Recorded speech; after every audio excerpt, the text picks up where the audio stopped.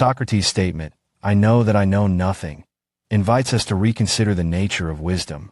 At first, it may seem contradictory, yet it highlights an essential truth.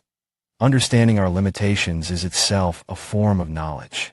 This recognition fosters humility, creating a pathway for personal growth and lifelong learning. In an era dominated by information overload, Socrates' insight encourages us to maintain a curious mindset and approach all that we learn with a healthy dose of skepticism.